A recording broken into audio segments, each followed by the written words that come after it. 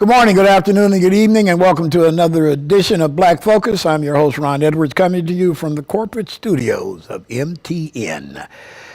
Kind of chilly today, if you will, but it is a sad occasion in many respects. We have just paid our respects at what is probably one of the largest funerals in the city of Minneapolis in quite some time. We counted over 100 cars in the funeral procession at a service that just ended about 15 minutes ago as of the beginning of this program.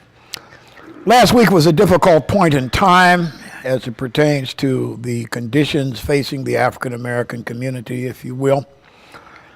The number of overdose deaths and etc. continues to climb, if you will.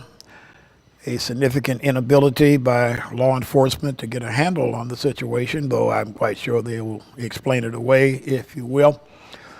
As we reported exclusively last week, the number of persons of color, and particularly young African Americans, continues to increase, climb, and etc.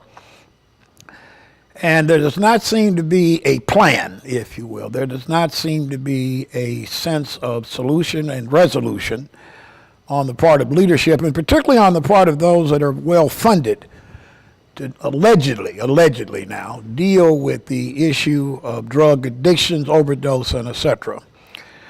We have some programs, as an example, that we'll be talking about this afternoon that have received over $3 million in the last 2 years to allegedly deal with the problem of crime, public safety, guns, drugs, and etc. Who have these entities, if you will, have been spending an enormous amount of time making sure that they continue to be flush. Flush means that big cars, big salaries, if you will, big trips, and etc. This one of these groups is one that we first exclusively reported about here in July of 2017, a group from the group formerly known as GVI. Started out as the Group Violence Initiative, then it became, it started out as the Gang Violence Initiative.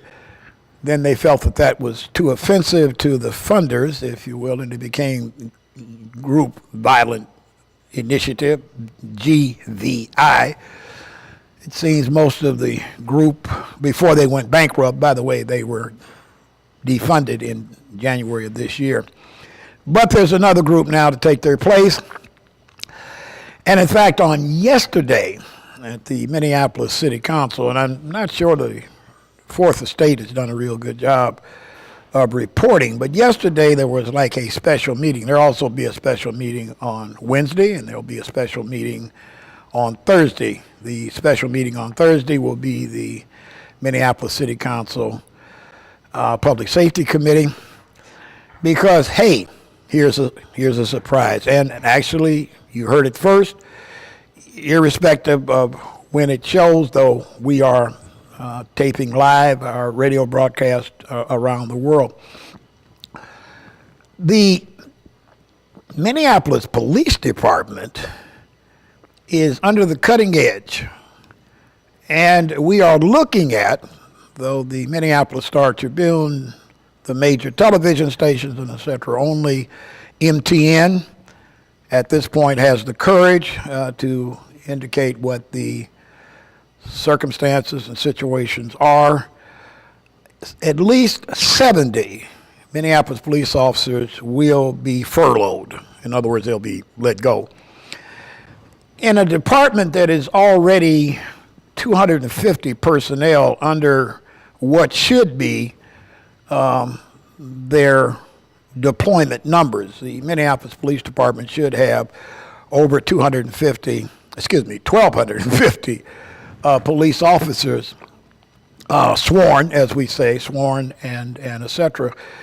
Minneapolis has just struggled to get up to 1,000, and one of the things that has happened, and it came out yesterday in this meeting, that is really not being reported to you, the viewing and listening audience, except by MTN, that for the first time in 10 years, we thought that we were getting ready to have an African American female officer, if you will. We haven't had a new one in 10 years, if you will.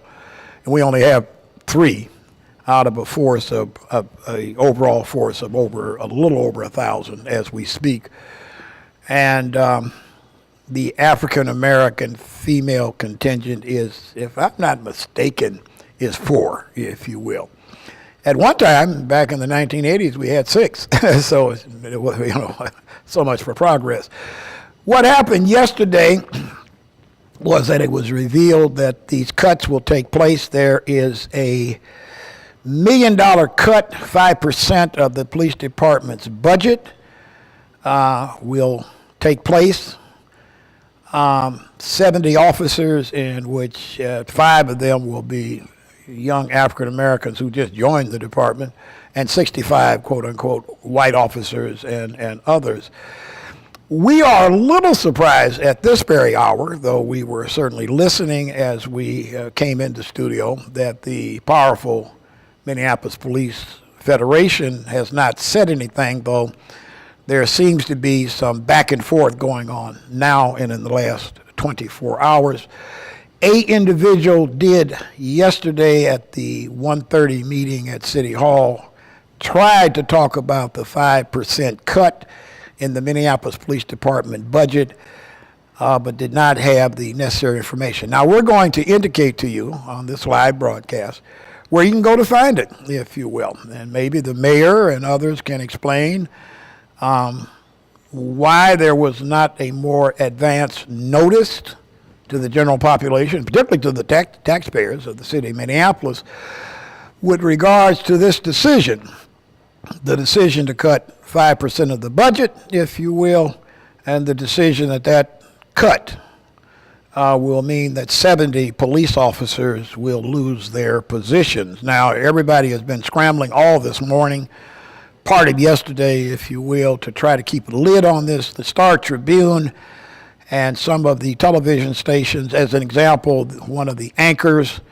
at WCCO Channel 4 is married to the president of the Police Federation, Lieutenant Robert Crow, who I've worked with on a number of committees.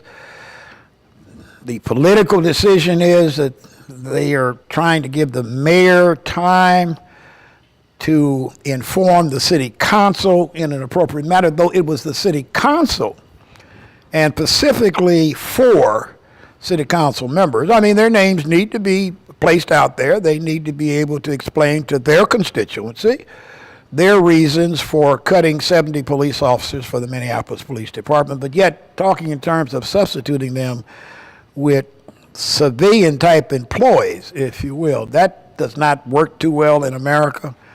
America is a nation that has too many guns, if you will.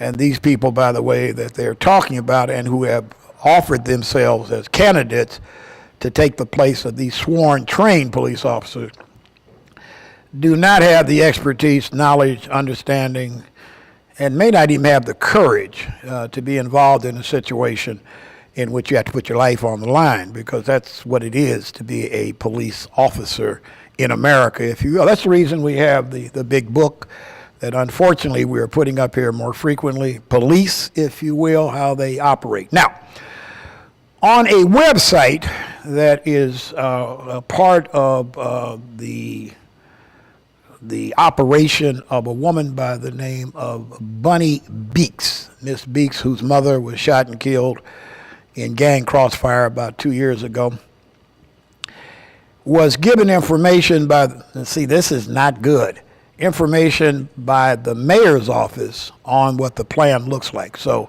for those of you that are friends with Bunny or know how to go on the website and etc., you may want to call her website up, if you will. Also, a couple other people have posted the information coming off of the posting yesterday, if you will.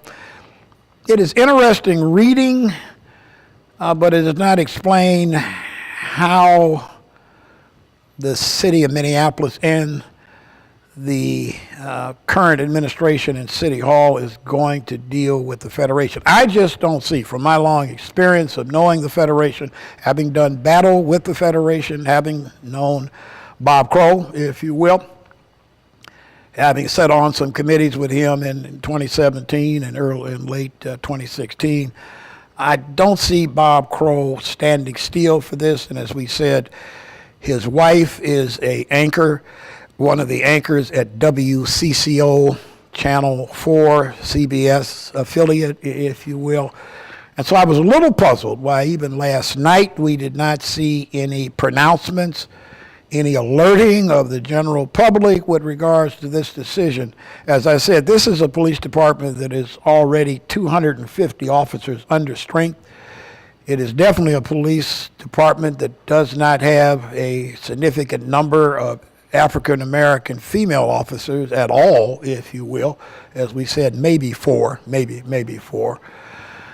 It is a department that is going to be hard-pressed to explain that why we were on the verge of swearing in the largest contingent of recruits, if you will, with officers of color, particularly African American, Native American. By the way, in this city and in this department, the Native Americans are the least represented contingency, if you will, of officers in the Minneapolis Police Department. In fact, the Native American numbers have been shrinking since we imposed certain conditions during the period of time that the department was under the supervision and an agreement with the Police Community Relations Council, PCRC. I was really disappointed yesterday when I received feedback that people did not seem to be concerned with regards to the absence of any new African-American female officers on the department, if you will. It appears late today, people politically began to decide that they needed to say something, speak about it, chit-chat about it, talk about it, and et cetera. And that's probably good. Now, on tomorrow, Wednesday, there will allegedly, if you have any questions and you live in the city of Minneapolis and you know who your council member is, call him. Call he or she, if you will, particularly Council Vice President Jenkins. Called her office, asked just what the heck is going on, and asked if you can get on the agenda for tomorrow's, and it probably is going to be at 1:30, public, well, I guess I should say it's supposed to be a public hearing. I'm not totally sure. Groups are going to face off, and it could get rather volatile tomorrow. Because there are groups that feel that police departments should be made to disappear. This goes back to the conflict that surrounded the death of Jamar Clark at the hands of two Minneapolis police officers right there across from the Ames Lodge in North Minneapolis, if you will, and just 2 blocks down the street from the 4th Precinct. You remember, for those of you that were here, lived in our beloved enclave, there was a storming of the 4th Precinct. There was, 18, 19 days of occupation of the ground in and around the 4th Precinct, if you will. We heard a lot about reform and et cetera. I'm just not sure how many people were really involved because they thought they could get some money. But now, with this piece that's on Ms. Beeks' website as of around 2 o'clock yesterday afternoon, there are people who are offering themselves as new quote-unquote civilian law enforcement types, if you will. Now, the problem is in the state of Minnesota, in order to carry out responsibilities as a peace officer, I'm talking now the Pacific language, of what constitutes becoming a peace officer / police officer in the state of Minnesota, you must have significant training, education, and et cetera, if you will. Now, some of the postings that I saw prior to my arrival here at studio makes me wonder, how well some of these cases would stand up in a state or federal court if, in fact, these individuals were involved in police work without the proper credentials and et cetera. Most good defense attorneys would cut them to pieces, if you will. It's clear that some folks are talking about friends of theirs who are maybe just getting out of college, if you will, have done the full curriculum that would at least make them qualified to be some kind of civilian employee, if you will.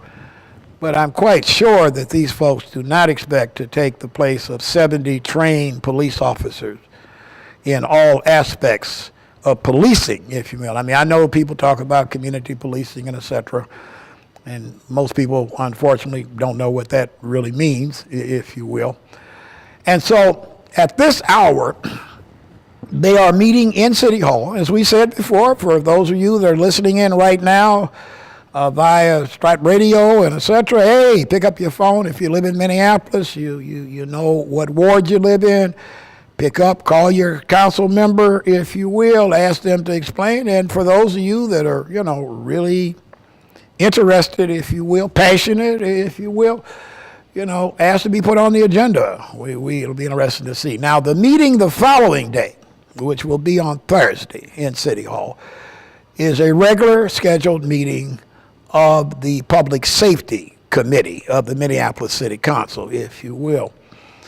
Now, the Public Safety Committee will be the first one to officially be confronted with the plan, if you will, the plan that they are talking about, in which they are going to, first of all, furlough, if you will, remove, fire, etc., 70 of the most, by seniority, current Minneapolis police officers, because I've heard that one of the groups that will totally be wiped out will be that group that was formerly under the command of Commander Charlie Adams, a very popular African-American police officer born and raised in North Minneapolis, if you will, went to North High School, went to Golden Valley Junior College. He is a 34-year veteran of the Minneapolis Police Department. He has a brother who is a 26, 27-year officer of the Minneapolis Police Department. He has a son, Officer Adams, Charles Adams, the second son, Charles Adams III, who also happens to be the football coach in his spare time at Minneapolis North, which has had one of the most successful won and loss records, percentages, and et cetera, over the last 6 years in Minneapolis. But Commander Charles Adams Sr. somewhere or another fell into disfavor inside of City Hall, and no one explains it. It started, though, when his daughter, which would have become last year, if she would have been inducted and sworn in, would have become the first African-American female officer in about 9 years, if you will. Miss Johnson, I'm giving you the name of the African-American young lady who also is a graduate of North High School, would have been the first, if you will, in 10 years, if in fact, and she was, Commander Adams' daughter, was jettisoned, if you will. This was a part of information we brought to you here exclusively from MTN 14, 15, 16 months ago. It dealt with the conduct of individuals inside of the Human Resources Department and other entities of city government led by an Asian woman by the name of Destiny Whom, who ultimately was removed from her position in the department. I'm talking about her special assignment from Human Resources to the Minneapolis Police Department, where all she had done, Destiny, was to make applicants of color, particularly African Americans, some reason or other she had a real dislike. And it was ironic because her boss is an African American who is the head of the Human Resources Department, who did nothing about it. the terrible numbers, the continued failure of African Americans and et cetera, Native Americans. It was only after Chief Madera Arredondo, about 7 months ago, forced out the white psychologists who had been helping Destiny rid the recruitment corps of African Americans and others of color, that a decision was made that a change was to take place. So what had happened, and of course this was not discussed yesterday at the meeting, I doubt if it'll be discussed tomorrow, and I don't know if the city council will ask the question on Thursday, but the most progressive, this is interesting, but this is exclusively being heard here and being brought to you by MTN, if you will, the most aggressive recruitment class in a decade, going back to the last time that the department recruited an African American female to be an African American police officer in the Minneapolis Police Department, is that there will be no class. There will be no class based on the determination, which apparently is being encouraged by the office of the mayor. We refer you again to the transmissions between a Mrs. Jan White of the mayor's office, Ms. Beeks, and then what was reported by Ms. Beeks and others, if you will, that when you look at the programmatic narrative that is now being worked on and which the city council will have to speak to on Thursday, they expect you, the community, to come in and I'm not sure do what, because you don't even begin to have the necessary information to be able to, and given only 2 minutes, that's basically what you receive when you appear before the city council. You receive 2 minutes, if you will. Only by special consideration can a council member say, well, let him or her speak for another minute, if you will. So, the most successful recruitment class and inductees in a decade of people of color. Now, white candidates and officers are being brought in and trained and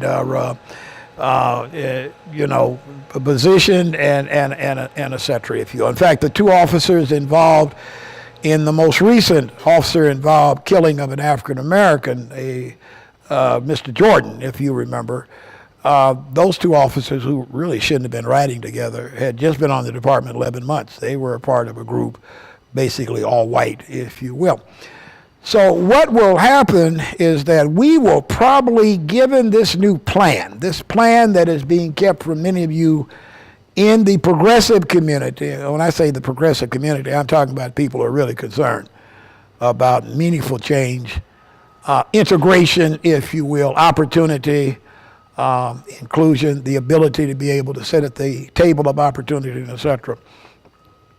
You can rest assured that you will not see any significant increase of sworn peace officers. Remember what we said at the beginning of this program, if you will, is that there is a whole process, the post board, if you will, the police officers training board and et cetera, which you must go through to be a law enforcement officer and be able to come out here and put your hands on people and quote unquote execute and carry out the law, if you will, and at the same time protect the constitutional rights of those individuals that you would be involved in. But there are apparently some people that think that they can just be designated, that they can be identified as quote unquote, they're going to be civilian investigators, civilian officers, and et cetera. The last time I saw that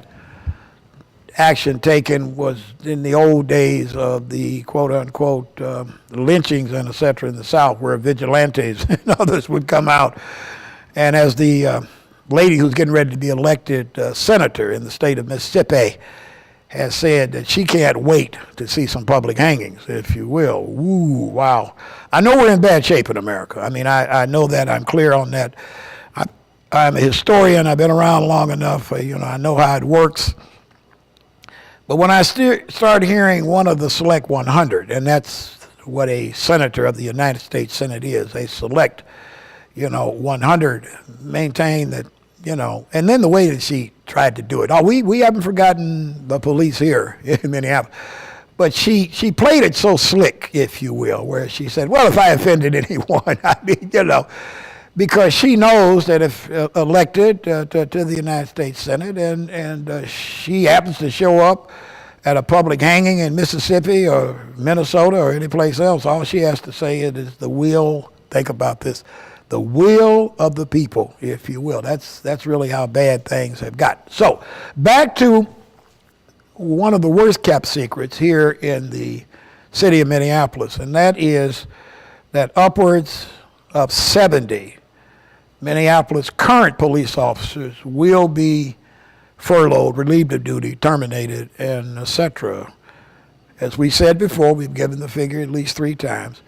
Minneapolis is already 250 to 300 officers undermanned, if you will. We should be having a contingent of at least 1,300 officers to serve effectively the safety of the taxpayers and the citizens of the city of Minneapolis. So let me just give you an example so that you can do a little comparison. Milwaukee, Wisconsin, which is about 100,000 people larger than Minneapolis, has over 1,300, 1,300 officers, 300 more officers than the city of Minneapolis. And of course, yes, Chicago has, my God, 7,000 to 8,000 more police officers than you have here in the city of Minneapolis.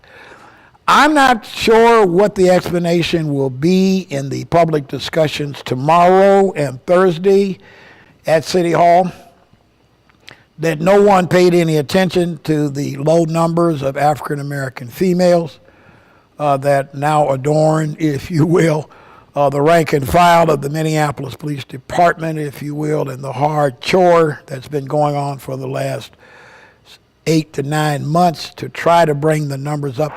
Right now, as it pertains to African American police officers, and we are a program that directs a lot of information and attention to the African American community. We probably have 71 or 72, but we've lost some African American officers, if you will. We've reported that here. We're getting ready to lose another African American lieutenant who is retiring, if you will, at the end of December. And so I'm trying to understand how we will keep up and meet the promises of administrations and elected politicians and appointed people and et cetera, that every effort will be made to allow, quote unquote, more people of color, and in the case of the African American community and the Native American community, more officers of that particular racial characteristic, if you will, to become police officers in the Minneapolis Police Department. So that is what is happening as we speak. As we said, the meeting, I assume, will start at 1:30 tomorrow. This is, like I said, some kind of public hearing.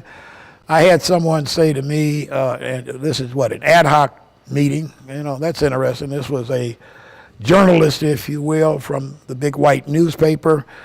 And I thought, well, I think it's a little bit more than just an ad hoc. But then I began to realize that's what people seem to think about folks that lose their job, that, well, it should be an ad hoc consideration, if you will. Shame on the Minneapolis Star Tribune for even thinking that. As we said before, WCCO Channel 4 has had the advanced information that upwards of 70 current sworn peace officers will lose their positions, if you will, unless the Police Federation, as was done, 20-some years ago, led by, and again, our condolences, if you will, to the beloved Walter Dietzig, a great human being, a great law enforcement officer, a great hero of Northeast Minneapolis and the entire city of Minneapolis, who passed from this life a couple of days ago. Our condolences to his family, to his sons who are in the fire department, to his daughter who is still a member of the Minnesota Senate,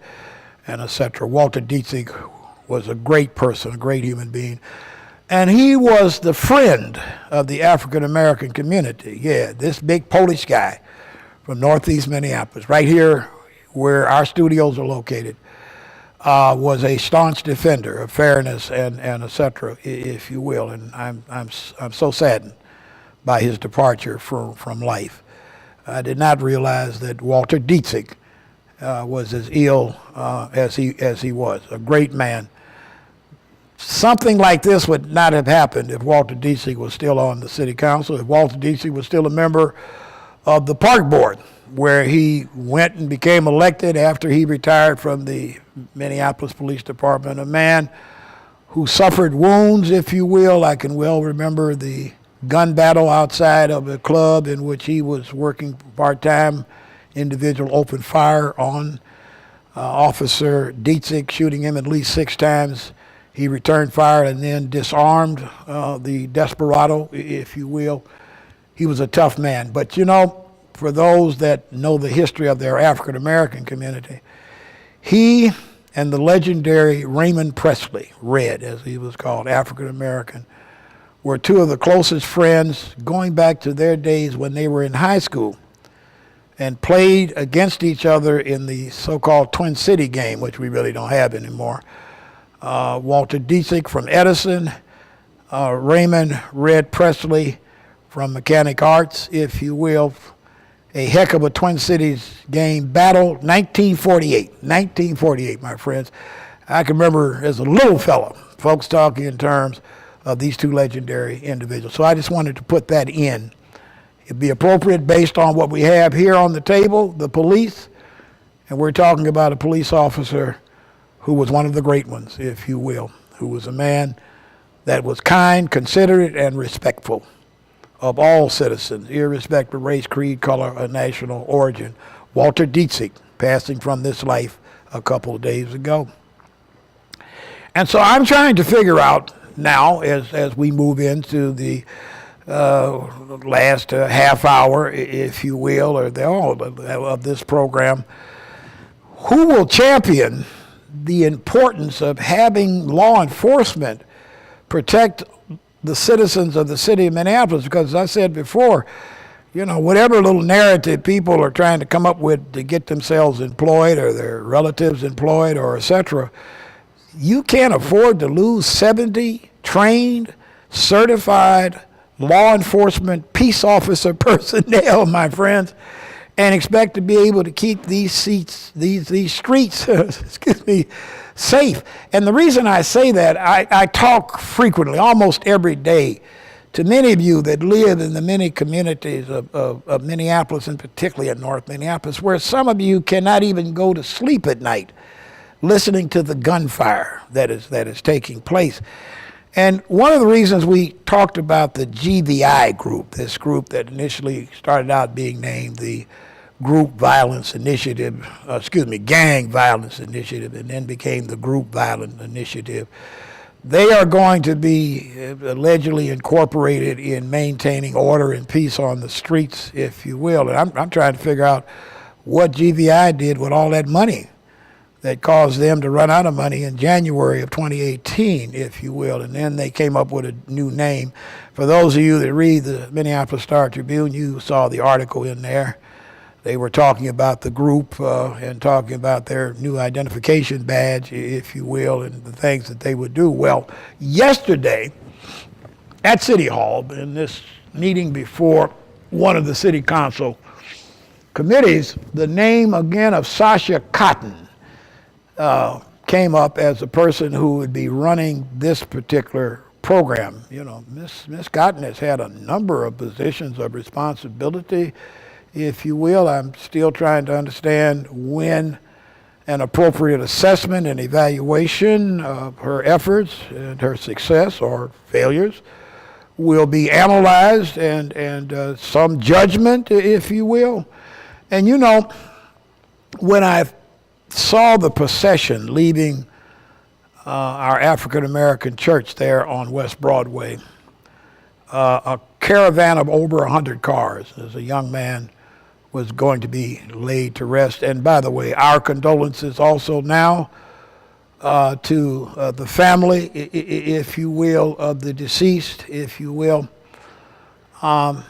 We understand that the Reverend Dr. Charles Yates delivered a powerful sermon with regards to the importance of the community standing and looking out for our future, the least of us and the so-called greatest of us, if you will. And I send my condolences to the Sanderford family. We were in consultation with them on that Monday when the tragedy was discovered. We also were saddened to hear that at a memorial service, they were not a repast, that'll be taking place later, that as they were memorializing their beloved son, nephew, cousin, friend, father, and etc., that somebody was trying to conduct a drug transaction, which, interesting enough, the authorities had intercepted using confidential informants. There we are again. There was a foot chase. Male individual was able to throw away the drugs that the police felt that he had, but the woman that he was with, if you will, she wasn't quite so productive, if you will, of getting rid of the drugs. She was taken into custody. But people there that night, we are told, were livid that a drug transaction would be conducted right there on the street on Knox, just within, whistling distance of the senior high-rise, which has been under siege for I don't know how long, with regards to drug activity and et cetera, and et cetera. And so I can appreciate that. But the Sanderford family, who have gone through some real harrowing circumstances and situations, including a daughter, the sister, if you will, in this case, of the deceased, the daughter of the mother that we have talked about. People have said we should tell her name. I'm saying, well, it's bad enough that we mention the name of the beloved family. When this mother was targeted by certain entities, if you will, sources, if you will, because her family stood up for righteousness, as we first reported on this program last week, that the only female member of that particular family found herself being faced with a death warrant by an individual who had been given information by a currently serving police officer, if you will. I mean, and this is not to in any way take away from our alerting our audience that we are about to lose 70 police officers, if you will. And like I said, that's going to be interesting to see how the mayor and the council and others deal with this.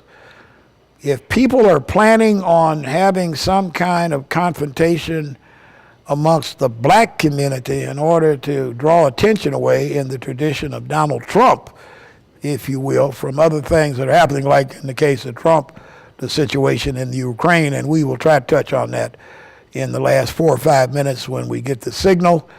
We'll want to touch on that because it appears that we're looking at significant conflict in another part of the world, if you will, and I'm not sure that President Trump, though he'll be meeting with his good friend and mentor Vladimir Putin of the Russian Federated Republic, I'm not sure that Donald Trump has what it takes. Now, back to the decisions that the City Council will be expected to make, maybe even at the conclusion of the meeting on Thursday, if you will, to the Public Safety Committee meeting, or quickly thereafter, if you will. It will also depend on what political decisions are made by the powerful Minneapolis Police Federation with regards to protecting their rank and file, because you're talking about 70 of their members going out the door, if you will, which means that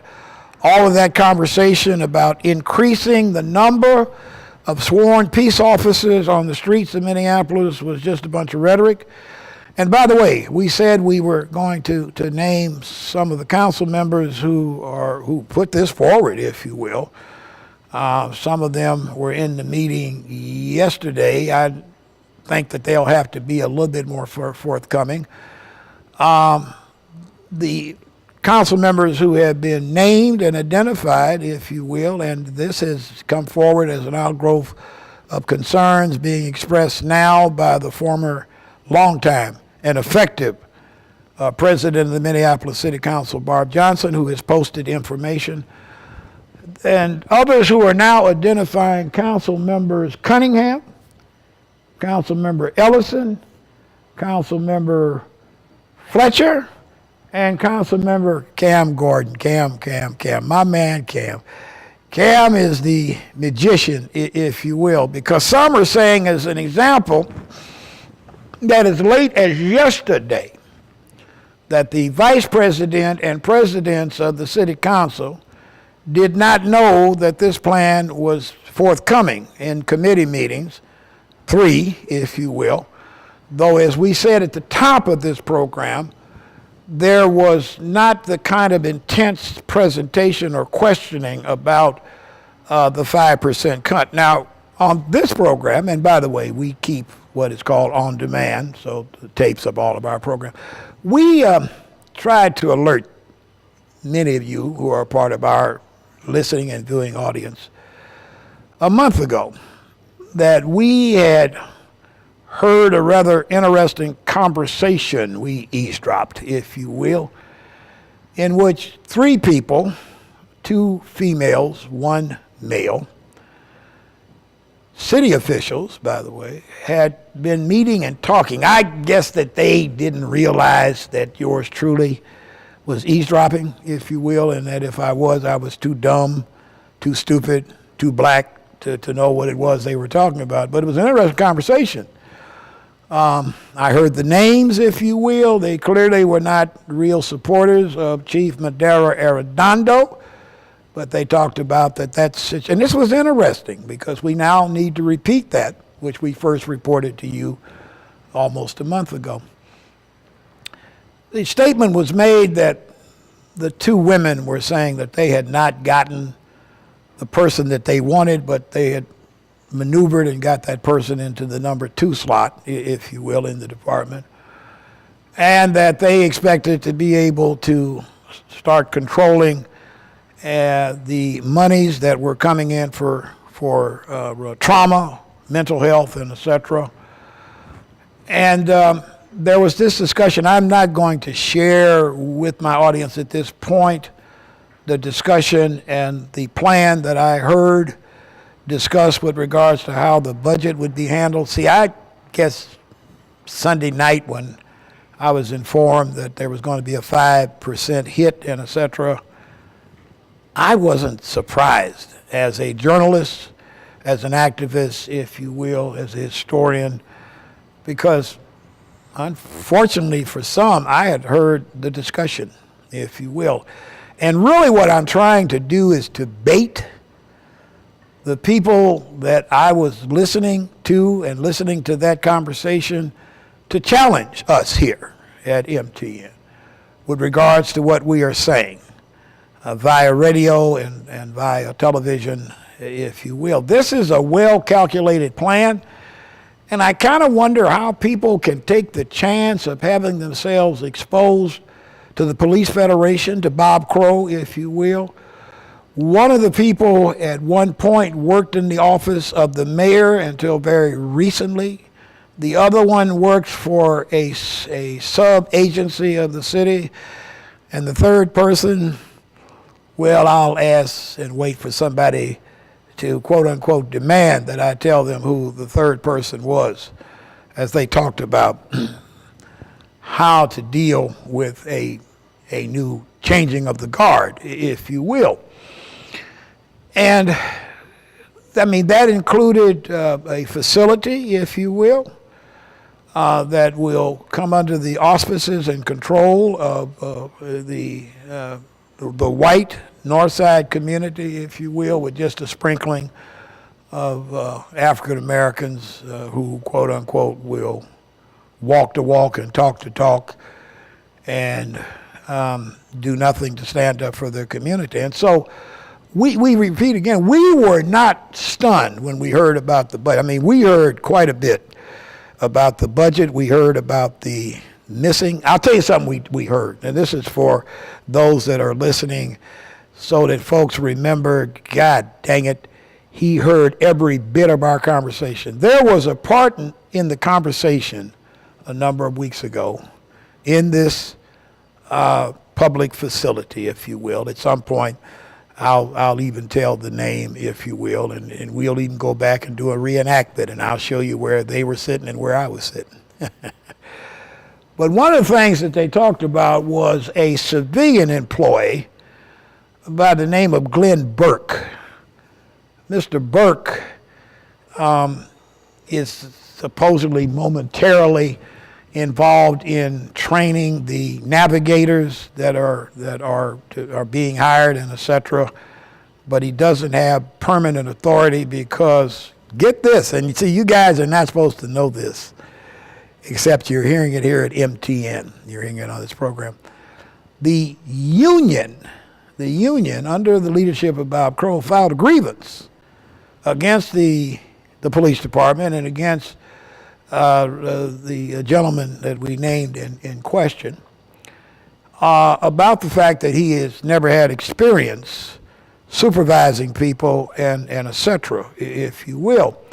And that because of that, he was not qualified under the city rules, if you will, of appointment, hire, and et cetera, and consequently they filed a grievance. And so for those of you that are really interested, all pumped up by now, feel free, if you live in Minneapolis and you know your councilman's ward, call up them and ask them to check for you to see if there was a grievance filed against the gentleman that we just named a couple of minutes ago, if you will. That he was not qualified, he's an African American, by the way, that he was not qualified to supervise, if you will.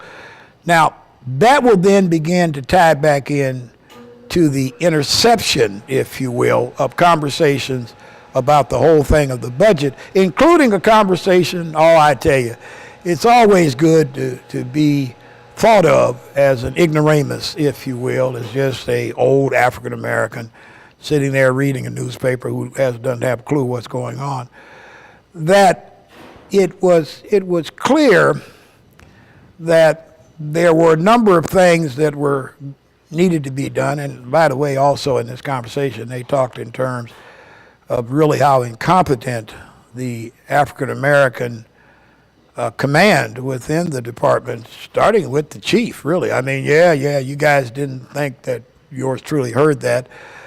I heard all of that. You know, I heard the thing about the budget, and now I go back to a specific piece of the conversation in which it was pointed out that at some point in time, this city coordinator can respond to this, and the city's financial director, there was a $500,000 piece of action that at that time then Mayor Betsy Hodges wanted to have put in to do whatever it was she was doing. And so, though she lost to the current mayor and et cetera. And so the conversation began and centered around that $500,000 would be removed and something else would be done with it. Now, what was kind of peculiar is that $500,000, is pretty close to that $700,000, if you will, that they're talking about that will come up short in the budget, and all that other money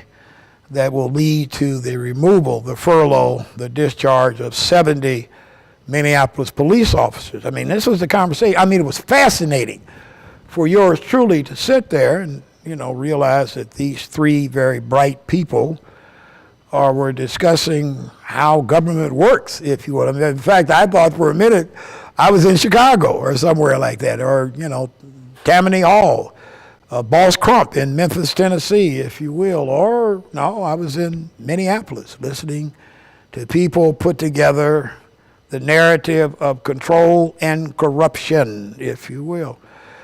Now, when I heard the part about that the Federation had filed a grievance. That's what they did now. They filed a grievance against this employee because this employee was not qualified to supervise anybody. Now that should lead you to raise questions to your council members about what is the status as we speak of the Navigator program, if you will, as well as other programs, as well as, and here's what's also happening, on next Monday, the funders of a lot of that money, $4 or $5 million that has come into the city, a lot of it the GVI group ate up, if you will, that a group will be coming here and they want to try to make an assessment. Initially, they said that they wanted to do an audit. They were told by Sasha and others that the paperwork wasn't done. Yet I have documents in my classified files, if you will, that talk in terms of the obligation of the recipients of this money to be prepared to, in year one, to present, quote unquote, a audited certified report, if you will. See, in the case of the GVI group and that money that's disappeared and can't be found and et cetera, there is no audit, if you will. So Joey Stevenson and her crew, the recast money we talked about, we purposely talked about recast back in the early summer, late spring of this past year, because we were aware that the federal government, the health administration, if you will, Bloomberg, people keep talking about that Bloomberg has nothing to do with the monies. Documents clearly indicate. In fact, there was a big confrontation last year, summer of 2017, at the Marriott downtown, because people said that Bloomberg had not given money to some of these fundings and grants and et cetera that now can not be identified, cannot be found. People cannot talk it up, if you will. And so as we move into the last 5 minutes, we hope that you take up the challenge of us here at the Minneapolis Television Network, MTN. And in fact, if you really have some good thoughts and you really do your homework, we may even consider bringing you in and putting you on the couch, if you will, and let you explain to us what happened and et cetera. Now, in closing, as we move into the last, it would be 3.5 minutes if we have, is that we are nervous as the sons and daughters of America, if you will, and in many cases, parents, grandparents, and et cetera, of young Americans who may be pushed into harm's way. It appears again the president was blindsided and did not know that the Soviet Union, well, they're now called the Russian Federated Republic, was going to take an aggressive action, if you will. They took into custody at least 26 Ukrainian service personnel, 6 more in the hospital. Ukrainian ships have been told that they will not be able to exit that particular small passage there, separating Russia and the Crimea, if you will. Vladimir Putin, who arrives in one of the foreign countries to do the Big 20 conference where the Big 20 nations come together. Some say the president should speak to him and et cetera. I'd like to be there. I'd like to be an interpreter, if you will. In that conversation, though, Vladimir Putin talks English better than what you think. You got to remember, he is a trained KGB officer, trained at the best intelligence academies in the Soviet Union, and has been proficient in English for a long, long time, if you will. So we're down to the last minute or so, if you will. Are we seeing the signal? Yes. And we're down to 2, and so we always want to say in leaving this, first of all, bless our communities who are in trouble with the opiate and drug addictions and the deaths that are going on. And more importantly, let us pray for our nation. Let us pray for its future, if you will. And never, never let us be referred to as that race or group of people because we didn't pay any attention to what the heck was happening around us, that we're referred to as that race or group of people that had become extinct. God bless you, America, and thank our production staff here. Good morning, good afternoon, and good evening.